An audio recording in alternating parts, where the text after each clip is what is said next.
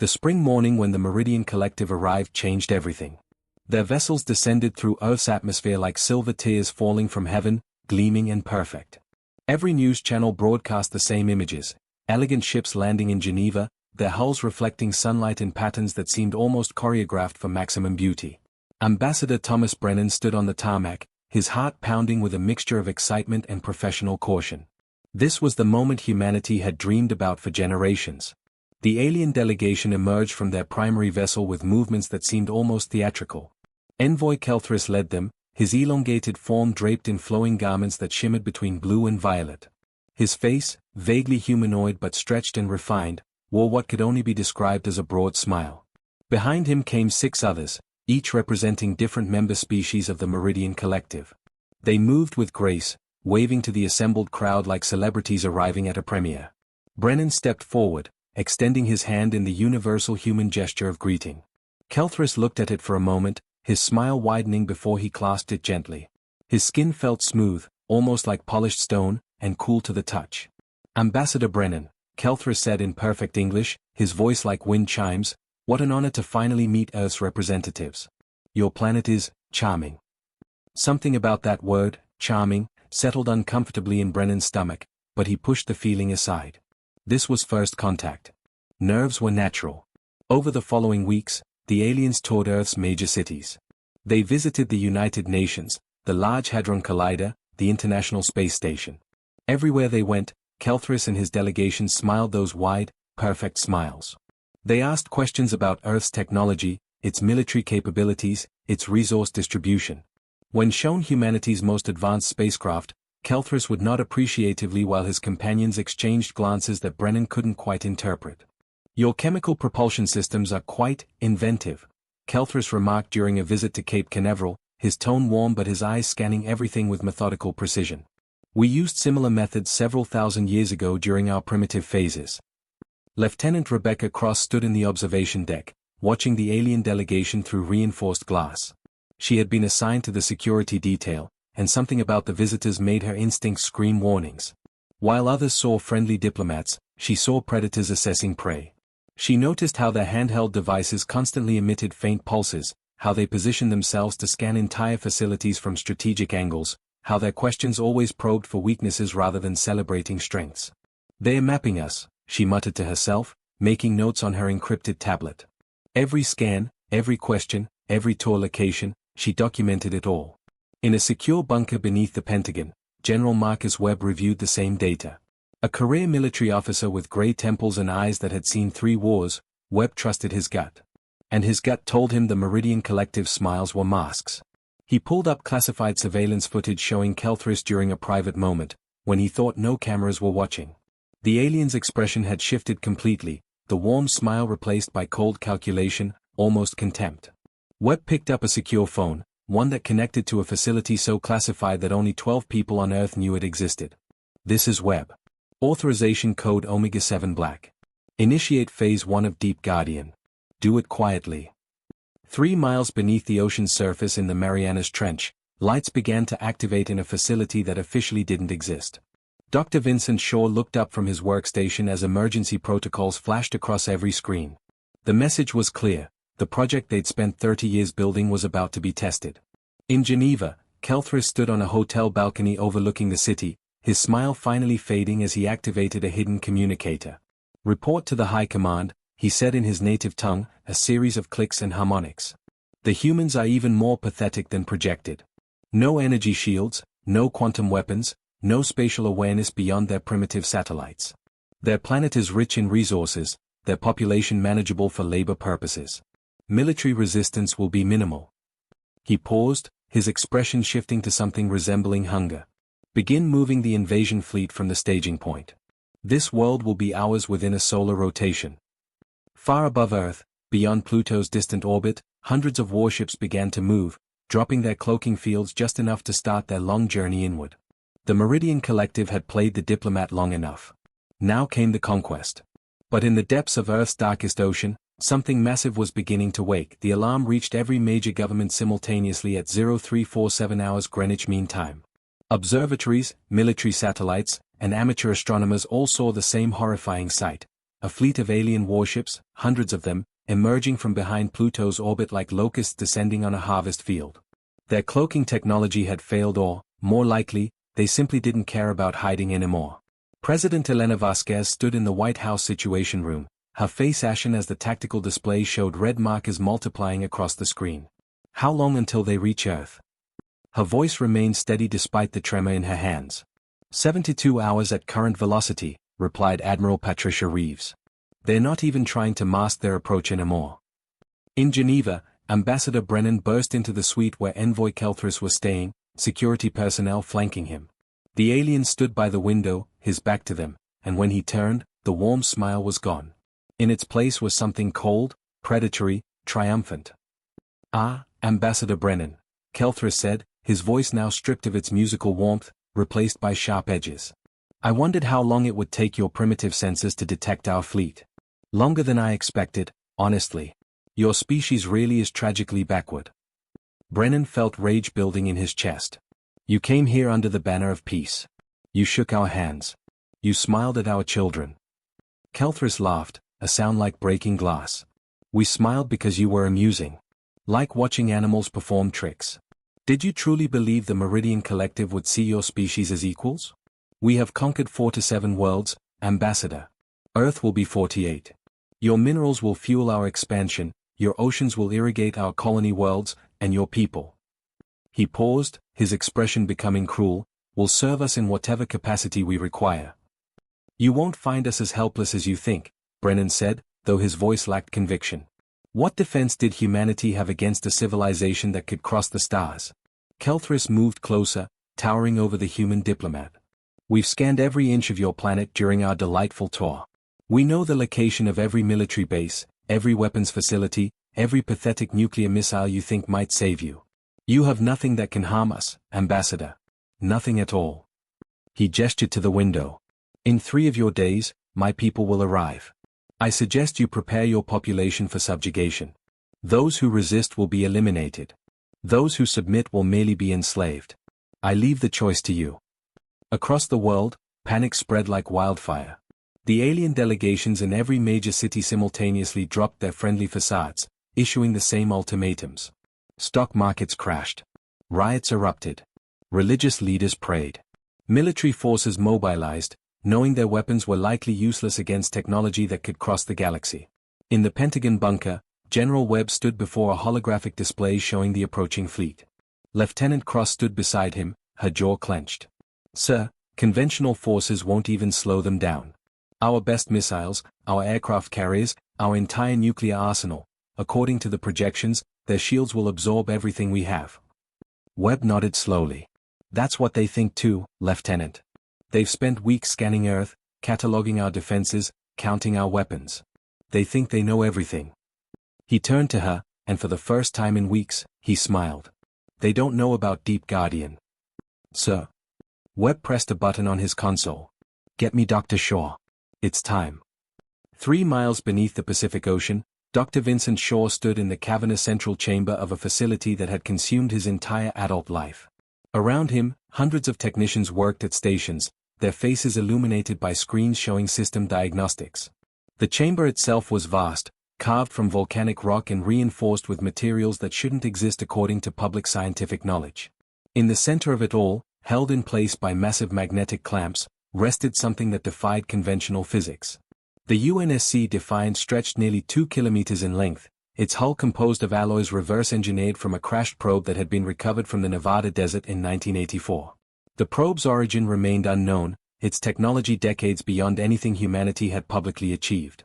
Governments had quietly poured resources into understanding it, creating a secret international project that transcended borders and politics. Shaw's tablet chimed with Webb's authorization code. He read it twice, then looked up at his crew. "Ladies and gentlemen, this is what we've prepared for. Initiate launch sequence Alpha. Bring all systems online. We're going to the surface." Captain Jonah Sterling entered the Defiance bridge, his crew already at their stations. He was a veteran of naval warfare, selected for this command because of his tactical brilliance and unshakable calm under pressure. But even he felt his pulse quicken as the ship's systems hummed to life around him.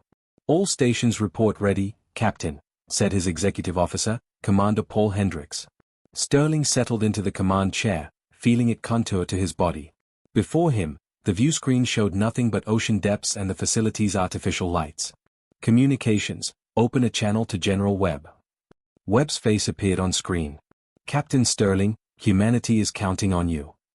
We won't let them down, sir. Defiant is ready. Then show these bastards what happens when they underestimate Earth. Godspeed, Captain. The magnetic clamps released with a sound like thunder. The Defiant's engines, powered by technology humanity was still struggling to fully understand, ignited with a blue-white glow. Water around the ship began to boil and churn. On the surface, satellites detected massive seismic activity in the Mariana Trench. News networks, still broadcasting emergency coverage of the approaching invasion fleet, suddenly cut to oceanographers reporting unprecedented readings. Envoy Kelthris stood in his Geneva suite, watching Earth's pitiful military forces mobilize on various screens. Aircraft carriers positioned themselves uselessly in the oceans. Fighter jets scrambled. Tanks rolled through city streets. He felt nothing but contempt. Then his communicator chirped urgently. Envoy, we're detecting an energy signature in the Pacific Ocean. We've never seen readings like this. The power output is enormous, comparable to our own vessels. Kelthris frowned. Impossible. Their technology is primitive. It must be some kind of reactor failure. Negative, Envoy. Whatever this is, it's rising. Fast. The ocean surface near the Mariana Trench began to glow. First a dim blue light, then brighter, then brilliant enough to be seen from space. The water rose in a massive dome, steam creating clouds that billowed into the sky. And then, with the force of a volcanic eruption, the UNSC Defiant broke through the surface. Water cascaded off its hull in torrents. Its armor, dark and angular, bore no resemblance to human naval vessels. Energy conduits ran along its spine, pulsing with captured power. Weapon arrays bristled from every surface. The ship rose higher, anti-gravity systems engaging, lifting it from the ocean entirely until it hung in the air like a promise of defiance. Captain Sterling stood on his bridge, watching the view screen shift from ocean depths to open sky. All systems nominal. Weapons hot. Shields at maximum. Helm, set course for orbital insertion. Let's show our visitors what they missed during their tour. The Defiant's engines flared, and the massive battleship began to rise, accelerating toward space where the Meridian fleet waited, confident in their superiority. That confidence was about to be shattered. The Meridian invasion fleet hung in formation above Earth's moon, a wall of gleaming warships that blocked out stars. On the flagship Supremacy, Fleet Commander Theron watched the blue planet below with satisfaction. In 16 hours, the bombardment would begin. Resistance would crumble. Another world would fall. Then his tactical officer's voice cut through the bridge's calm. Commander, we have an anomaly. Single vessel ascending from the planet's surface. Energy signature is impossible. It matches our own power systems. Theron's 4 eyes narrowed. Impossible is correct. They have no such technology. Identify it. The view screen shifted, magnifying the image. What appeared made Theron's blood chill. A massive battleship, sleek and predatory, rising through Earth's atmosphere trailing vapor and light. Its design was alien, not Meridian, not any civilization he recognized. And its energy readings were off the charts. Where did they hide that? Theron hissed. We scanned their entire planet. Sir, it's emerging from an oceanic trench. Our scans were configured for land-based installations. We never thought to look deep underwater. On Geneva, Kelthris received the same transmission. His smug expression melted into confusion, then alarm. What is that ship? Where did the humans acquire such technology? His military advisor's response was grim. Unknown, Envoy. But it's heading directly toward our fleet. And it's accelerating faster than our vessels can match. The UNSC Defiant broke through Earth's atmosphere into the void of space. Captain Sterling stood on the bridge, his hands gripping the command rail. Around him, his crew worked with focused intensity. They had trained for this moment in simulators for years, but nothing could fully prepare them for the reality of facing an alien armada. Captain, I'm counting 347 hostile vessels, reported Lieutenant Marcus Oakes from the tactical station. They're in defensive formation, but they haven't fired yet. I think we surprised them. Sterling allowed himself a thin smile. Good. Commander Hendricks, open a wideband transmission. Let's introduce ourselves properly. Hendricks worked his console. Channel open, sir. Broadcasting to all Meridian vessels. Sterling's voice carried across the void to every alien ship. Meridian Fleet, this is Captain Jonah Sterling of the United Nations Space Command vessel Defiant. You came to our world pretending friendship while planning conquest. You assessed us as primitive and defenseless. You were wrong on both counts. He paused, letting his words sink in. I'm giving you one chance to withdraw peacefully. Leave our system now, or face the consequences. On the Supremacy, Theron listened in disbelief. A single human vessel, no matter how advanced, dared threaten his entire fleet? Commander, are they insane? Possibly, sir. Or very confident. Theron's pride overcame his caution. All ships, target that vessel. Maximum firepower. I want it reduced to atoms.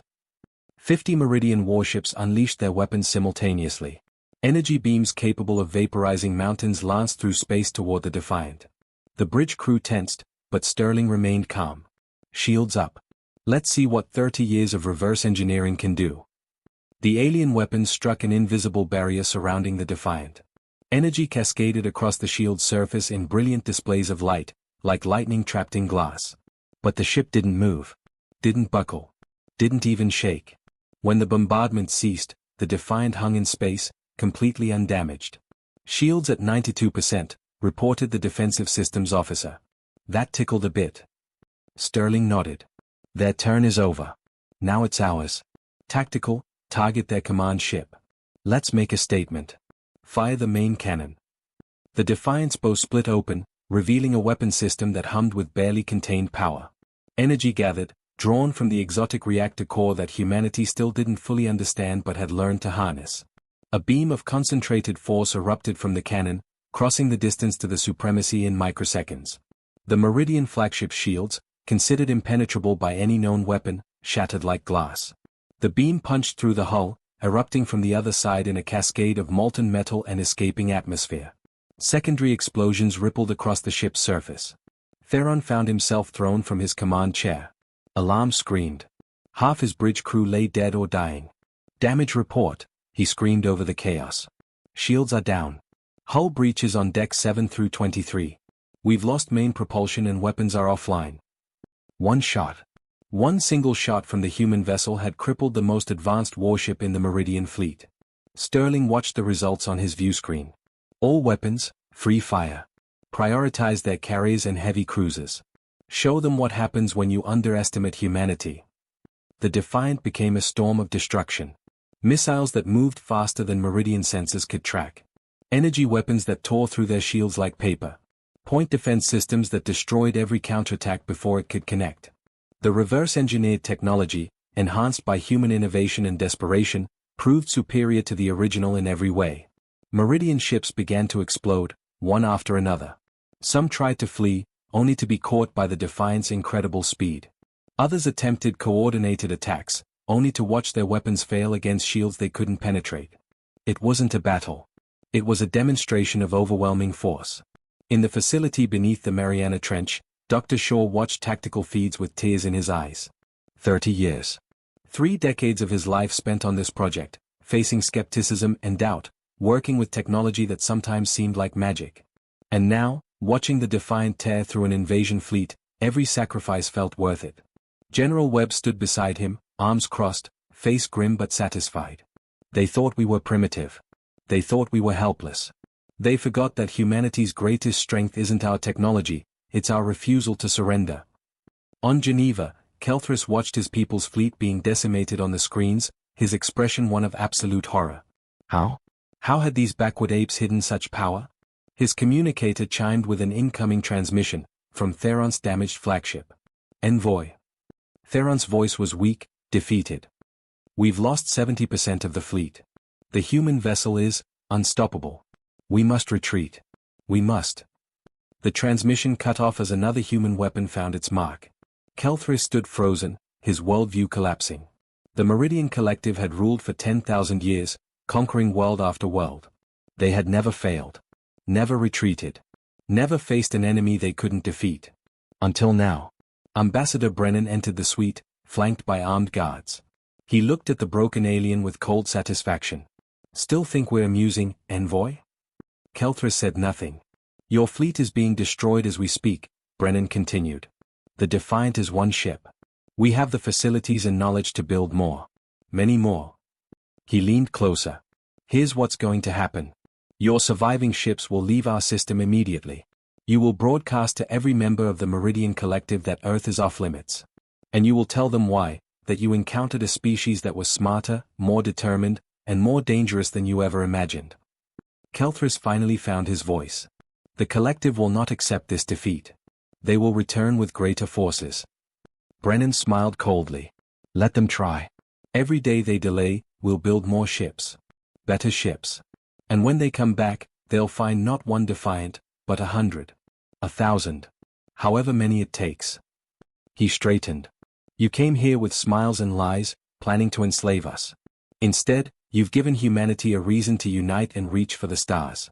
So thank you, Envoy. You've done us a favor. In orbit, the last intact Meridian vessels broke formation and fled, their faster-than-light drives engaging in chaotic sequence. They left behind debris fields, damaged hulks, and the shattered remains of their arrogance. Captain Sterling watched them go. Helm, maintain position. Let them run. Let them spread the word. Commander Hendricks approached. Captain, we're receiving transmissions from governments worldwide. They want to know what happens next. Sterling gazed at Earth below, beautiful and blue and free. Next? Next we build more ships. We explore the stars ourselves. We meet other civilizations on our own terms, not theirs. The Meridian Collective thought we were prey. He smiled. Time to show the galaxy we're predators. On Earth, celebrations erupted in every city. Humanity had faced extinction and won. The secret project, the hidden battleship, the decades of preparation, all of it had paid off.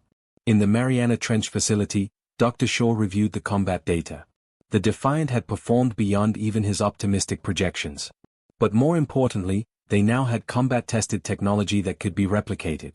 He opened a secure channel to the various international space agencies. Gentlemen, ladies, let's talk about expanding production. I believe we'll need at least 50 more of these vessels in the next 5 years. General Webb stood before a gathering of world leaders via holographic conference. The Meridian Collective has retreated, but they're not the only threat out there. We've been given a warning and a gift, the knowledge that we're not alone, and the technology to defend ourselves. I propose we move forward with a unified Earth Defense Force. No more hiding. No more pretending we're alone in the universe. One by one, the leaders agreed. In the weeks that followed, word of Earth's victory spread through the galaxy faster than light travel. The Meridian Collective, humiliated and weakened, found itself facing questions from subject worlds emboldened by news that someone had finally defeated them. Other alien civilizations, some peaceful and some predatory, began reassessing their understanding of the small blue world orbiting a yellow star. Ambassador Brennan stood in the United Nations, addressing a full assembly. We were tested and found ourselves stronger than anyone imagined, even ourselves. The Meridians came with smiles hiding conquest. They learned that humanity's smile hides something far more dangerous, the will to survive at any cost. On the Defiance Bridge, now in stable orbit above Earth, Captain Sterling reviewed requests for diplomatic meetings from a dozen alien species. Some wanted to trade. Some wanted to form alliances. All of them wanted to understand how a species so recently emerged onto the galactic stage had defeated the Meridian Collective. He thought about Envoy Kelthris's words. Your species is tragically backward. Sterling laughed quietly. Maybe we were. But we learn fast. The view screen showed Earth rotating peacefully below, no longer a target for conquest but a beacon of human determination. The age of hiding was over. The age of human exploration, powered by the lessons learned from those who underestimated them, had begun. And somewhere in the galaxy, fleeing Meridian ships carried a message that would echo across 1,000 worlds: do not underestimate humanity. Behind their smiles lies the strength to reshape the stars.